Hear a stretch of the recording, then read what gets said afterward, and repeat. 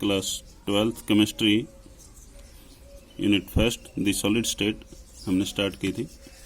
आज हम आगे पढ़ेंगे। इसमें हम क्लासिफिकेशन ऑफ क्रिस्टलाइन सॉलिड्स पढ़ रहे थे। क्लासिफिकेशन ऑफ क्रिस्टलाइन सॉलिड्स हमने बताया था कि जो क्रिस्टलाइन सॉलिड्स हैं वो 4 तरह के होते हैं: molecular solids, ionic solids, metallic solids और कोवलेंट सॉलिड्स। आज हम कोवलेंट सॉलिड पे डिस्कशन करेंगे। फोर्थ टाइप है covalent solids. It is also called covalent और network solids.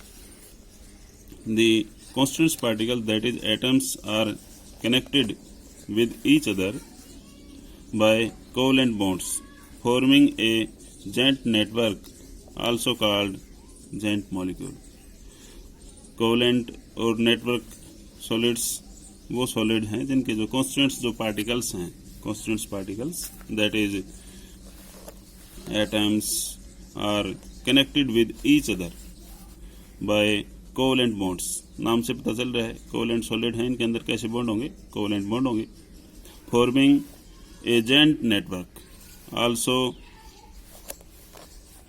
Called joint molecule. Joint मतलब बहुत विशालकाय, बहुत बड़े बड़े मॉलिक्यूल्स फॉर्मेशन में आते हैं बाय दी कोवलेंट सॉलिड्स। और it is also called a network solid. इनका बहुत बड़ा नेटवर्क सा बन जाता है और इस प्रकार के जो सॉलिड्स होते हैं इनको हम कोवलेंट और नेटवर्क सॉलिड कहेंगे। ये जो मॉलिक्यूल्स बनेंगे बड़े बड़े, इनको हम बोलेंगे जेंट्स मॉलिक्यूल्स। जेंट्स मतलब विशालकाय, बहुत बड़े बड़े। इसके बाद में हम इनकी प्रॉपर्टी पढ़ेंगे। Property of network solids. First point है covalent bond are strong and directional in nature and atoms are held very strongly at their positions. ये जो कोवलेंट्स बॉन्ड बनेंगे वो बहुत ज़्यादा स्ट्रांग होंगे। Covalents bond are strong and directional in nature, इनकी अपनी स्पेसिफिक डायरेक्शन होगी। Are held very strongly at their positions, और एक दूसरे के साथ में बहुत ही स्ट्रांग बॉन्ड बना के एक दूसरे से जुड़े होंगे। सेकेंड पॉइंट है दीज सॉलिड्स में be very hard and brittle और सॉफ्ट इन नेचर। कुछ एक जो सॉलिड हमने बताया कि बहुत ही स्ट्रॉन्ग फोर्स ऑफ अट्रैक्शन होता है इनमें, वेरी स्ट्रॉन्गली एक दूसरे के साथ जुड़े होते हैं। लेकिन दीज सॉलिड्स में बी वेरी हार्ड, बहुत ज़्यादा हार्ड भी हो सकते हैं, ब्रिटल भी हो सकते हैं, एकदम से टूटने वाले। एंड सॉफ्ट इन नेचर, और सॉफ्ट भी हो सकते हैं। कुछ एक इसके एग्जाम्पल आगे हम पढ़ेंगे। सॉफ्ट भी बताया हमने, हार्ड भी बताया, दोनों तरह की चीज़ें हैं इसमें। दे मे हैव वेरी हाई और लो मेल्टिंग पॉइंट्स। जो बहुत ज़्यादा स्ट्रॉन्ग बॉन्डेड मॉलिक्यूल होंगे उनका बहुत ज़्यादा हाई मेल्टिंग पॉइंट होगा, और जो सॉफ्ट होंगे वो लो मेल्टिंग पॉइंट के होंगे। दे मे बी इंसुलेटर और कंडक्टर। हमने बताया कि ये इंसुलेटर्स भी हो सकते हैं और कंडक्टर भी हो सकते हैं।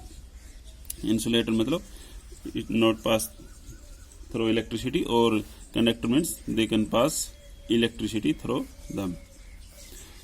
एग्जाम्पल हम देखते हैं डायमंड, SiC सिलिकॉन कार्बाइड और carborundum and graphite. These are some examples of covalent network solids. This is a diagram of graphite and diamond. Network structure of diamond. This is network structure of diamond, and this is network structure of diamond, and this is figure B, network structure of graphite. This is network structure of graphite. तो इन दोनों ही type के हम covalent bonded molecules, giant molecules पढ़ते हैं। ये एक दूसरे के साथ देखो आगे बॉन्ड दिखा रखे हैं, ये बहुत बड़े बड़े मॉलिक्यूल हैं। This is some unit part of the very big giant molecule. इसी तरह यहाँ पर भी है। This is a structure of graphite. आगे आगे और हम इसको ऐसे कनेक्ट कर सकते हैं। तो जो डायमंड होता है वो बहुत ही हार्ड होता है, और जो ग्रेफाइट होता है वो बहुत ही सॉफ्ट होता है।